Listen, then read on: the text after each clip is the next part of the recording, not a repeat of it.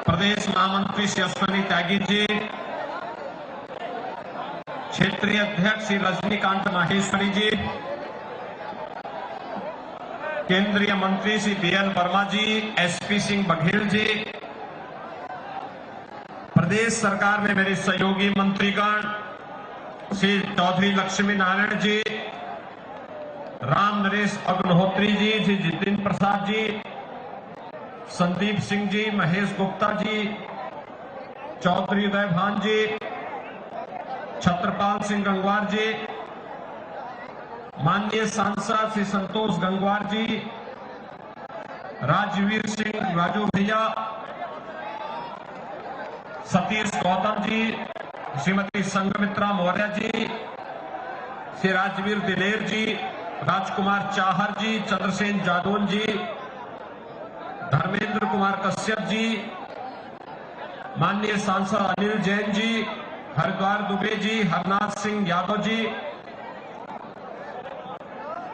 आज के इस कार्यक्रम में उपस्थित भारतीय जनता पार्टी के सभी पदाधिकारीगण, माननीय विधायकगण और ब्रज क्षेत्र से जुड़े हुए 65 विधानसभा क्षेत्रों के सभी बूथों से उपस्थित भारतीय जनता पार्टी के सभी बूथ अध्यक्ष, सेक्टर, शक्ति केंद्र के प्रमुख और अन्य पदाधिकारीगण, भाइयों बहनों,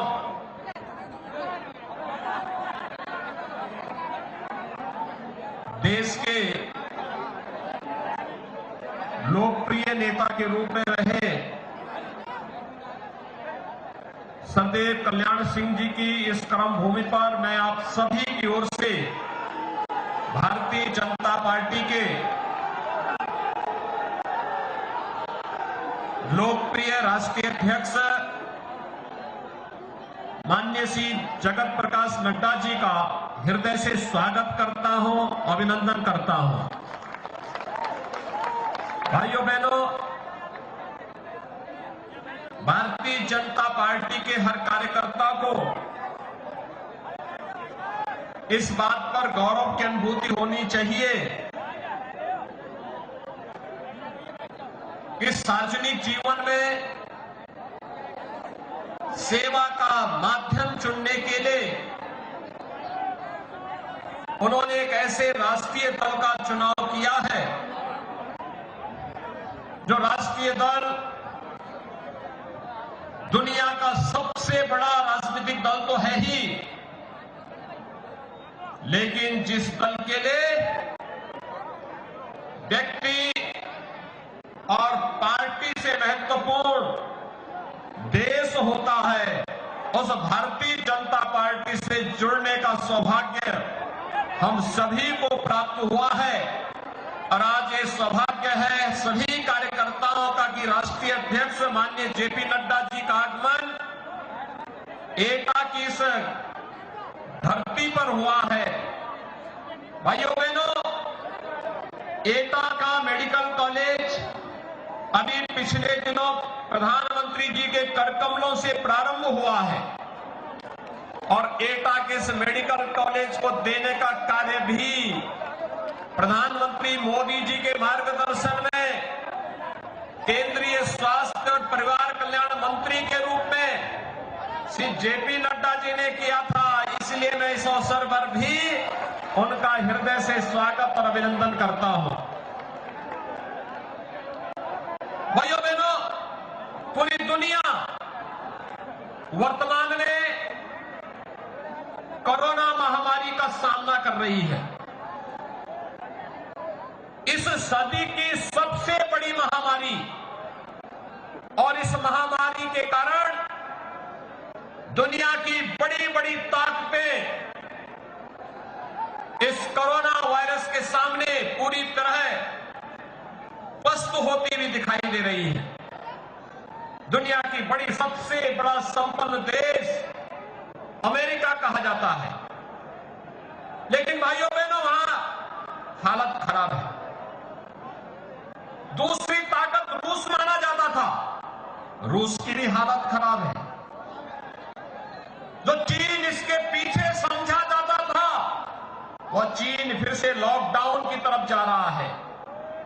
यूरोप की भी स्थिति बहुत अच्छी नहीं है, लेकिन प्रधानमंत्री मोदी जी के मार्गदर्शन में पूरा देश कोरोना प्रबंधन के जिस बेहतरीन कार्यक्रम के साथ आगे बढ़ रहा है, जीवन और जीविका बचाने का जो कार्यक्रम है, उस कार्यक्रम के तहत आज देश के अंदर कोरोना प्रबंधन का जो बेहतरीन कार्य प्रधानमंत्री मोदी जी ने किया, वह किसी से छुपा हुआ नहीं।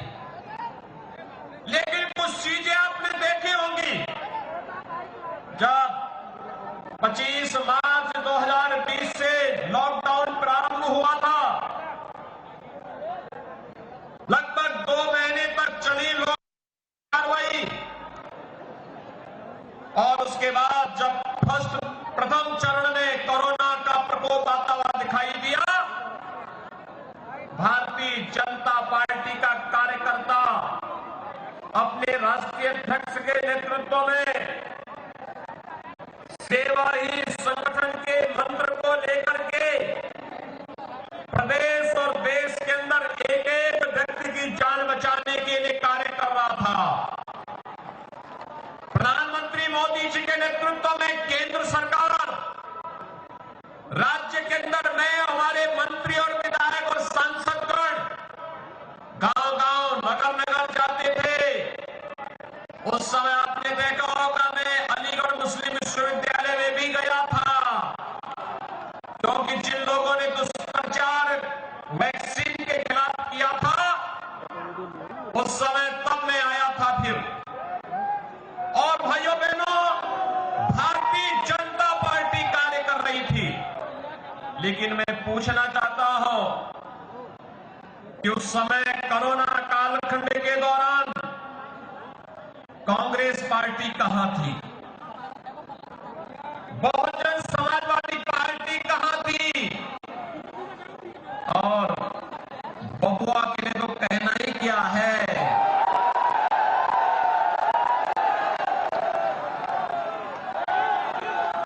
इन लोगों का कहीं अता पता नहीं था।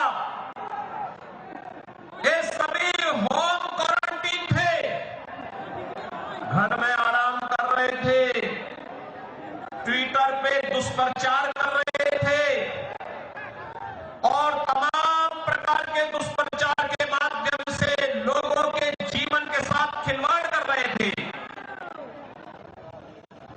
भाइयों बहनों, भारतीय जनता पार्टी का कार्यकर्ता उस समय अपने राष्ट्रीय अध्यक्ष के नेतृत्व में सेवा ही संगठन के मंत्र को लेकर के गांव-गांव, घर-घर, और जो प्रवासी कामगार और श्रमिक अपने मूल स्थान से अपने वापस गांव की तरफ के लिए चला, उनकी सेवा में जुटा था। कोरोना कालखंड में गांव-गांव, घर-घर, ASHA worker, health worker, anganwadi, ANM, ग्राम प्रधानों के साथ मिलकर के इस कार्यक्रम को आगे बढ़ा रहा था। लेकिन विपक्ष का तब आता पता नहीं था, और अब जब चुनाव आ रहा है तो ये लोग भी अपनी अपनी बोली बोलते हुए दिखाई दे रहे हैं चौराहे चौराहे पर। देश के कोरोना प्रबंधन की दुनिया सराहना करती है, और उत्तर प्रदेश के कोरोना प्रबंधन की देश सराहना कर रहा है, लेकिन विपक्ष है कि मानने को ही तैयार नहीं कि कोरोना में भी कुछ काम हुआ है। भाइयों बहनों, आज ही सुबह हम लोगों ने अन्न योजना के कार्यक्रम को नए सिरे से होली तक आगे बढ़ाने के कार्यक्रम का शुभारंभ किया है। आपने देखा होगा, अंत्योदय परिवार के लोगों को 35 किलो खाद्यान्न, 1 किलो दाल, 1 किलो खाद्य तेल, 1 किलो चीनी, 1 किलो नमक भी दिया जा रहा है। आज से प्रारंभ हो गया है। पात्र गृहस्थी परिवार को हर यूनिट पर, यानी परिवार में जितने सदस्य होंगे, हर सदस्य को 5 किलो खाद्यान्न, अगर 9 सदस्य तो 45 किलो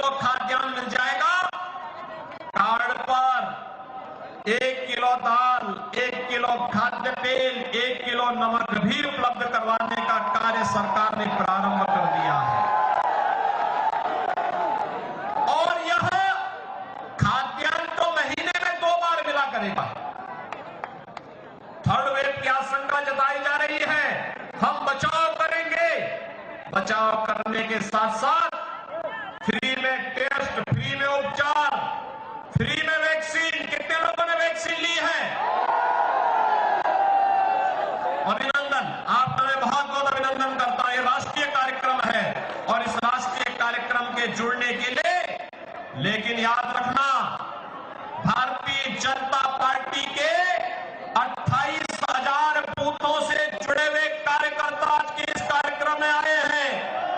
और एक कार्यक्रम, एक सम्मेलन नहीं, ये तो महारैली है। और इस महारैली में आप सभी लोग आए हैं।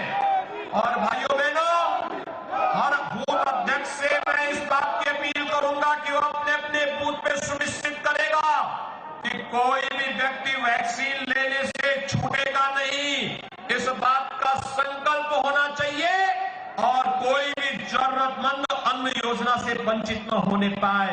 यह भी गारंटी हम सबको निभानी होगी, क्योंकि जो जीवन और जीविका को बचाने का प्रधानमंत्री मोदी जी का संकल्प है, इस संकल्प को आगे बढ़ाने के लिए हम सबको मिलकर के कार्य करना होगा।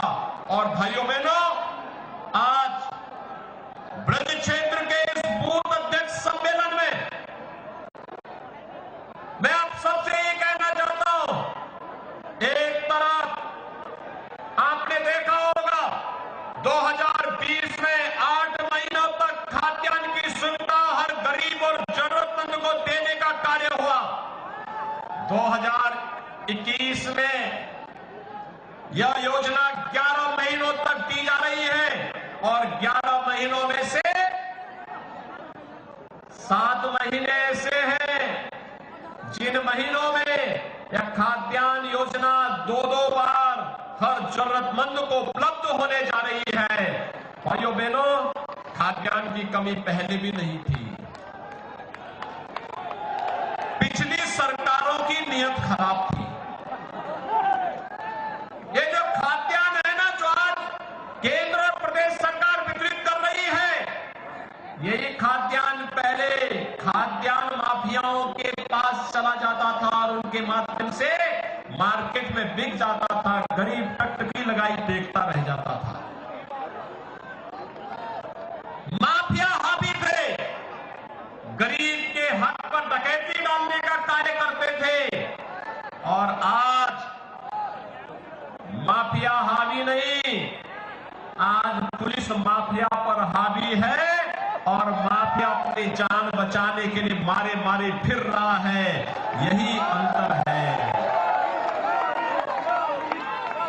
इसी फर्क से विपक्ष परेशान है। जो माफिया पहले गरीबों की संपत्तियों पर कब्जा करते थे, जो माफिया पहले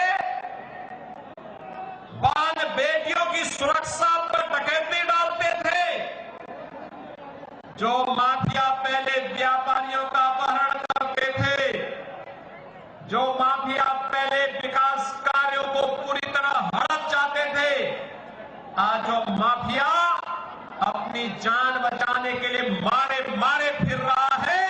और वह प्रदेश के अंदर विकास भी हो रहा है, लोक कल्याणकारी योजनाओं का लाभ भी मिल रहा है, बाल बेटियों की सुरक्षा सुनिश्चित की जा रही है। कहीं पर विश्वविद्यालय बन रहा है, कहीं मेडिकल कॉलेज बन रहा है, कहीं पॉलिटेक्निक बन रहा है, कहीं डिग्री कॉलेज बन रहा है, कहीं ITI बन रहा है, कहीं हॉस्पिटल बन रहा है, कहीं पर सड़क बन रहे हैं, कहीं बिजली के सब स्टेशन बन रहे हैं। विकास के कार्य एक और बड़े बड़े कार्य हो रहे हैं। और अभी तो 18 तारीख को इसी ब्रज क्षेत्र में प्रधानमंत्री मोदी जी देश के सबसे बड़े एक्सप्रेसवे गंगा एक्सप्रेसवे की आधारशिला भी रखने जा रहे हैं। भाइयों बहनों, ये गंगा एक्सप्रेसवे कुछ लोग बोलेंगे, जब वो लोग कहेंगे, कुछ लोग उस समय बोलेंगे जब प्रधानमंत्री जी इसका शिलान्यास करेंगे, उस समय कहेंगे कि हमने भी सपना देखा था बनाने का, लेकिन बना नहीं पाए थे। क्योंकि कुछ लोगों को अब विकास की योजनाओं को लेकर के दौरे पड़ने लगते हैं, और इस प्रकार के दौरे पड़ते हैं, वे कहते हैं हम भी करना चाहते थे, और कभी कभी सपना आता है उनको। लेकिन सच्चाई तो ये है कि केंद्र और प्रदेश सरकार मिलकर के जिस प्रकार की योजनाओं को लेकर के सर्वांगीण विकास के पथ पर आगे बढ़ी है, अब सही समय है एक एक बूथ अध्यक्ष अपने अपने बूथ का प्रबंधन करके बूथ जीता तो बूथ जीता तो बूथ जीता तो बूथ जीता तो और यह जिम्मेदारी संभाल लेगा तो भाइयों बहनों 325 प्लस भारतीय जनता पार्टी करेगी। 325 प्लस भारतीय जनता पार्टी प्रदेश के अंदर करेगी। माननीय राष्ट्रीय अध्यक्ष जी प्रदेश के इस चौथे क्षेत्रीय बूथ अध्यक्ष सम्मेलन में आए हैं, और भाइयों बहनों हर जगह गोरखपुर, कानपुर, पश्चिम में, ब्रज में, हर जगह उनको ये उत्साह देखने को मिल रहा है, और इस उत्साह के साथ आप सबको जोड़ने के लिए हम लोग आए हैं। मुझे एक बात बताइए कि क्या सपा की सरकार के समय अयोध्या में राम मंदिर बन जाता? राम मंदिर बनने से खुश हैं?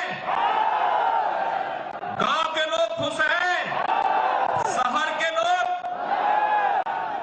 तो क्या घर घर बताओगे? कल प्रधानमंत्री जी काशी विश्वनाथ धाम का भी लोकार्पण करने जा रहे हैं। क्या काशी विश्वनाथ धाम कांग्रेस बनाती, गोवा बनाती और बबुआ से उम्मीद करते थे क्या? तो भाइयों बहनों जो ना उम्मीद है जनता से बताइए, वे हमेशा ना उम्मीद ही रहेंगे। और इसीलिए आप सबका आह्वान करने के लिए आए हैं। आस्था का सम्मान भाजपा ने किया, भाजपा सरकार ने किया, गरीब का कल्याण भारतीय जनता पार्टी की सरकार ने किया, माफियाओं को ठिकाना भारतीय जनता पार्टी की सरकार ने लगाया, बेटी और बहन की सुरक्षा की गारंटी भारतीय जनता पार्टी ने दी, विकास के कार्यक्रमों को तेजी के साथ आगे बढ़ाने का कार्य भारतीय जनता पार्टी ने किया, तो चुनाव के समय वोट लेने का भी अधिकार भारतीय जनता पार्टी को ही होना चाहिए। सहमत